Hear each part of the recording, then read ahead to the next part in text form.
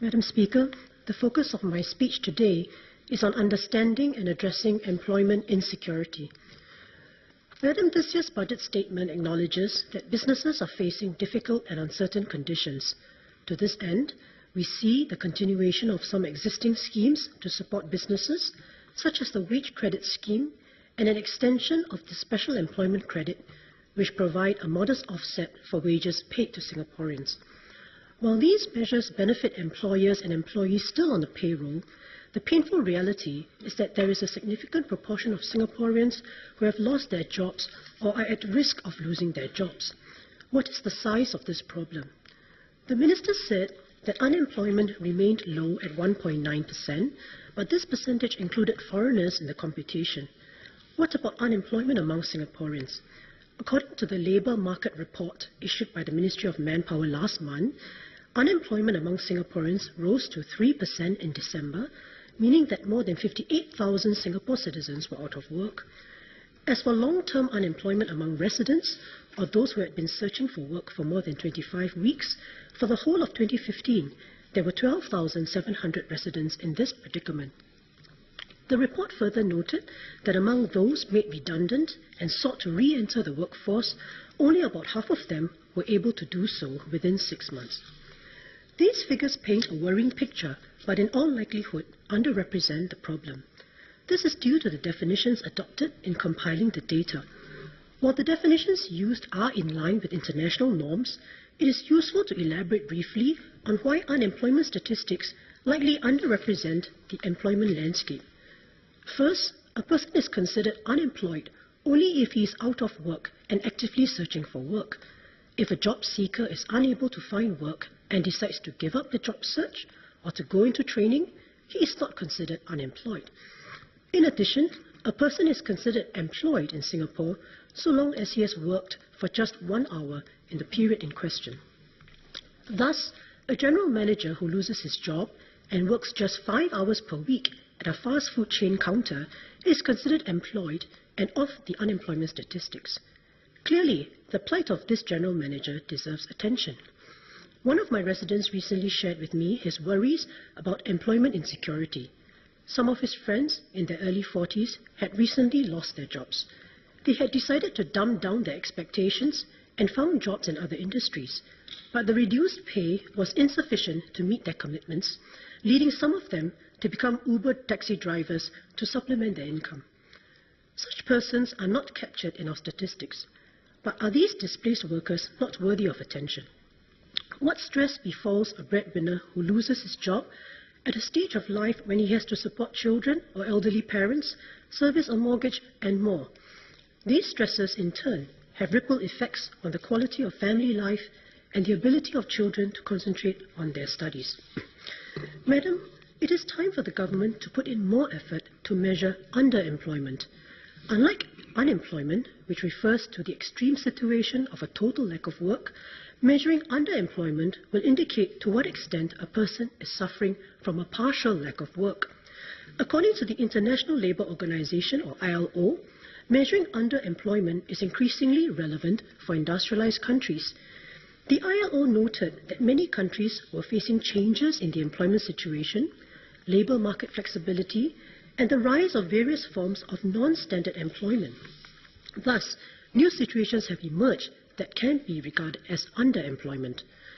According to the 16th International Conference of Labour Statisticians, underemployment reflects an underutilization of the productive capacity of the employed population. Measuring underemployment usually starts off with time-related measures, namely the hours worked versus the hours that the employee would be available and willing to work. I note that the government has been putting out some statistics on time-related underemployment in its labour force reports. While looking at underemployment based on time is certainly useful, it does not present the full picture. Returning to the general manager example, the fact that he works 5 hours a week as compared to a full 50-hour week is one indicator, but it is also relevant to consider whether he is now drawing pay at a rate below what is commensurate with his qualifications and experience.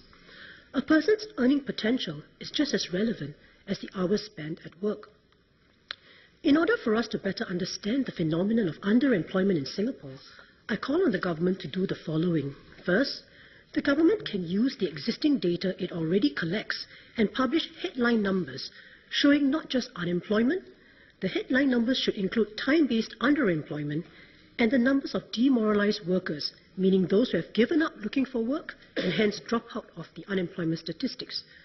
Putting these three measures in headline numbers will ensure that public attention will be focused on these. Secondly, the government in time should go beyond this to look into a substantive measure of underemployment and publish that. For example, employment income versus the median income for that academic qualification and age, or versus the previous employment income. This will give some idea of the extent to which people are downgrading expectations and taking up jobs that are below reasonable labour market expectations just to make ends meet. Madam, I believe that such additional measures will enable us to understand better the underemployment facing Singaporeans so that appropriate policies and mitigation measures can be put in place. Coming back to the budget measures, what does this budget do for workers who lose their jobs? There is an Adapt and Grow initiative and a Tech Skills Accelerator. Adapt and Grow is stated to be targeted at those who face greater difficulty in finding jobs and for mid-career job seekers. The emphasis is on inducing employers to hire through wage support to the employers and on retraining and job matching assistance. These are certainly laudable, but it may take some time before the job seeker is able to find meaningful employment through no fault of his own. As for Tech Skills Accelerator, it is not clear whether it is meant only for those already from the ICT sector or has a broader catchment. However, it is very ambitious. I concede that I am no ICT professional, but Tech Skills Accelerator assumes that technical skills learning can be accelerated. For simpler level skills, that might be the case, but for specialized knowledge, I can imagine that it would take years of experience to master, just like other professions, say engineering or law. In this economic transition, there are hardworking Singaporeans and their families being pushed into limbo. As a society, we should devise some safety nets to give them some peace of mind. To this end, the government should look into the feasibility of introducing redundancy insurance. One model could involve requiring workers resident in Singapore and their employers to each contribute a very small percentage of the employee's monthly salaries towards a fund. The fund should be geared towards helping workers who undergo involuntary unemployment, meaning those who are made redundant, including those terminated with notice. The fund could gear towards giving a 6-month payout at a fraction of the worker's last drawn salary, say 40%, subject to a cap, say based on the median wage.